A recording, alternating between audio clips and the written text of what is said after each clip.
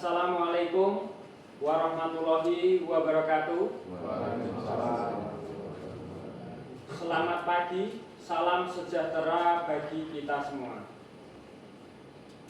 Yang terhormat Bapak Rohmadoni Wiryatmo SPD MPD selaku mentor sekaligus pengawas SMP Disdikbudpora Kabupaten Semarang. Yang saya hormati Bapak Ahmad Zaka selaku Kepala SMP Negeri 1 Kaliwungu. Yang saya hormati Ibu Wahyu Ambarwati SPD MPD selaku Kepala SMP Negeri 2 Kaliwungu, serta teman-teman sejawat peserta orientasi pengenalan nilai dan etika instansi bagi pegawai pemerintah dengan perjanjian kerja atau P3K Pemerintah Kabupaten Semarang. Perkenalkan, nama saya Seno Suharto selaku moderator yang akan memandu jalannya presentasi pada kesempatan hari ini. Baik, mari kita mulai kegiatan ini dengan mendengarkan paparan presentasi dari Ibu Sri Winarti dengan judul Seminar Laporan Orientasi Pengenalan Nilai dan Etika Instansi bagi Pegawai Pemerintah dengan Perjanjian Kerja atau P3K Angkatan 23 tahun 2025. Waktu dan tempat saya persilakan.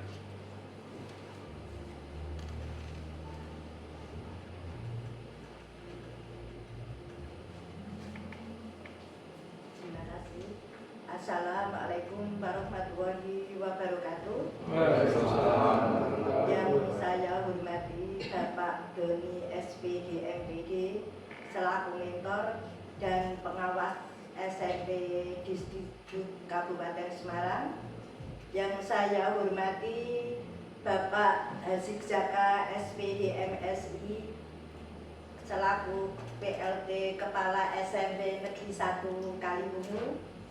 Yang saya hormati Ibu Ambarwati SPD MPD Kepala SMP Negeri 2 Kaliwungu, serta teman-teman P3K Angkatan 23 tahun 2025.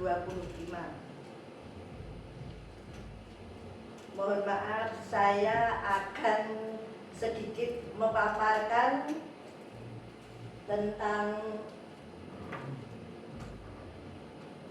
laporan orientasi nilai dan etika bagi P3K Pemerintah Kabupaten Semarang Angkatan 23 tahun 2025. Mbak Desi, mohon dilanjut. Nama saya Sri Winarti. Unit kerja saya di SMP Negeri 1 Kaliwungu, jabatan saya sebagai pengadministrasi perkantoran. Lanjut, Mbak. Tujuan orientasi nilai dan etika P3K diharapkan peserta mampu memahami dan mengenali nilai dan etika pada instansi pemerintah. Diharapkan juga mampu memahami maksud dan tujuan orientasi pengenalan nilai dan etika instansi bagi P3K, sehingga peserta mampu menyusun laporan orientasi P3K pada penyusunan RHK yang dimaksudkan sebagai bahan penyusunan sasaran kinerja pegawai atau SKP bagi peserta di tempat kerjanya masing-masing, dan menjadi media penerapan nilai-nilai dasar ASN yang berakhlak. Lanjut, Mbak.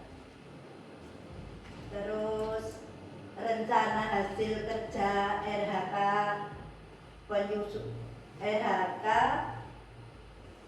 penyusunan rencana hasil kerja dengan mengintervensi RHK dari pimpinan atau kepala sekolah dengan indikator tingkat kualitas laporan pengelolaan satuan pendidikan yang berorientasi pada peningkatan pembelajaran sesuai dengan perencanaan dan standar yang digunakan. Sesuai dengan tugas saya di SMP 1 Kaliwungu, ini RHK penyusunan RKAS dengan aspek kualitas, indikatornya tingkat kualitas laporan pengelolaan satuan pendidikan.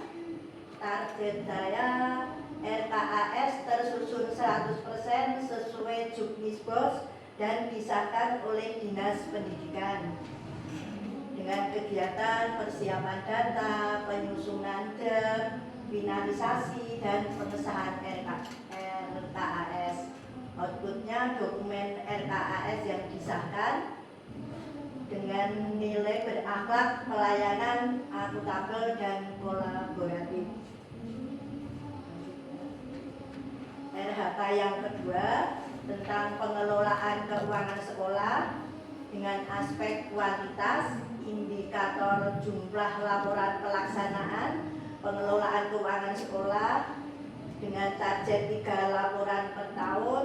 Kegiatannya merencanakan, melaksanakan, mencatat, dan melaporkan serta pengawasan. Outputnya laporan keuangan resmi sekolah yang lengkap dan sah. Nilai berakhlak, pelayanan, akuntabel, dan kolaboratif.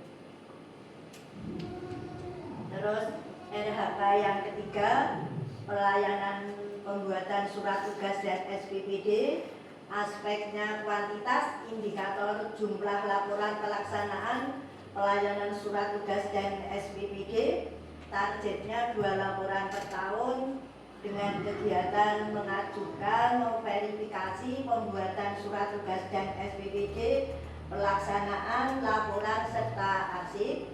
Outputnya laporan dan bukti perjalanan dinas yang sah, nilai berakhlak, pelayanan, akuntabel, kompeten, dan kolaboratif.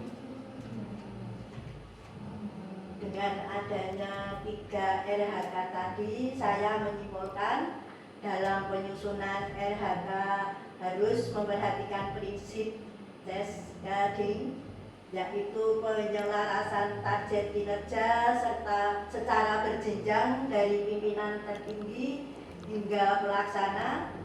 P3 pada jabatan pelaksana maupun fungsional bertugas menghasilkan output sesuai target kuantitas, kualitas, dan waktu yang selaras dengan kinerja atasan langsung di tingkat yang lebih tinggi agar tercapai kesatuan arah dan tujuan organisasi. Demikian Bapak, Ibu, dan teman-teman saya, paparan saya. Sebagai ASN, saya berkomitmen melaksanakan tugas secara profesional dan akuntabel, dan laporan kegiatan ini diharapkan bisa meningkatkan kualitas pengelolaan sekolah, dan semoga RHK ini menjadi pedoman kerja berintegritas berlandaskan nilai-nilai berakhlak.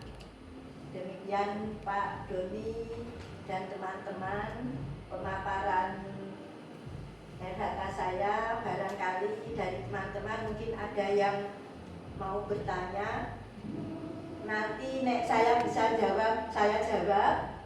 Nek saya nggak bisa jawab, saya serahkan ke Pak Doni selaku mentor, mohon bantuan untuk menjawab. Izin bertanya, terkait pemaparan yang Anda sampaikan mengenai pengelolaan bus di lingkungan sekolah, kendala apa saja yang sering Anda temui terkait pembuatan atau penyusunan SPJ pengelolaan bus? Terima kasih. Terima kasih Mas Nida atas pertanyaannya. Masalah kendala saya dalam penyusunan SPJ ya Mas. Kalau saya itu yang jelas kurang waktu kadang. Kurang waktu karena banyak yang harus diselesaikan, sehingga kadang pas verifikasi itu ada yang belum beres itu Mas. Terus adanya mungkin aturan-aturan dari pemerintah yang kadang itu nggak lama itu ada pergantian aturan atau ya itulah salah satu kendala saya Mas. Itu Pak Doni mungkin bisa ditambah.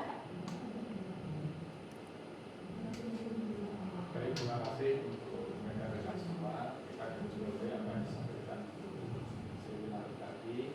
Pada intinya kami merefleksi, memberi masukan agar semua kegiatan panjenengan didesain sebagus mungkin. Kekurangan waktu yang disampaikan tadi jangan sampai terulang kembali. Berarti di awal-awal itu sudah ada perencanaan yang matang seperti apa yang disampaikan tadi, perencanaan, pelaksanaan, pencatatan, dan pelaporannya. Pesan saya selaku mentor, tingkatkan kualitas panjenengan dalam bekerja secara baik, dapat dipertanggungjawabkan, dan target RKAS-nya juga 100% terpenuhi. Itu saya kira cukup. Mungkin di Anda bisa Monggo Bu Abel. Ya, intinya untuk tadi peraturan-peraturan baru kesulitan situ ya. Jadi kalau ada peraturan baru mungkin bisa secara proaktif mencari sumber informasi mungkin dari karena di bidang terbaru apa-apa. Jadi jangan menunggu dari kepala sekolah mungkin. Ya, seperti ya contohnya kemarin waktu itu loh Bu, perpus buku harus 10% itu kan selang 1 hari toh. Saya juga kebetulan kan apa ya, seorang bendahara itu diharapkan untuk proaktif, jadi aktif juga, nggak harus menunggu. Jadi cari sekarang kan sumber dari internet itu banyak sekali dan cepat. Terima kasih Bu. Terima kasih Pak Doni. Mungkin itu Mas Zeno yang bisa saya paparkan. Terima kasih. Waktu saya kembalikan ke moderator. Demikianlah Bapak Ibu semua adalah paparan presentasi dari Ibu Sri Minarti. Saya selaku moderator mohon maaf apabila di dalam memandu acara pada kesempatan hari ini ada kekurangan. Sekian dan terima kasih. Wassalamualaikum warahmatullahi wabarakatuh.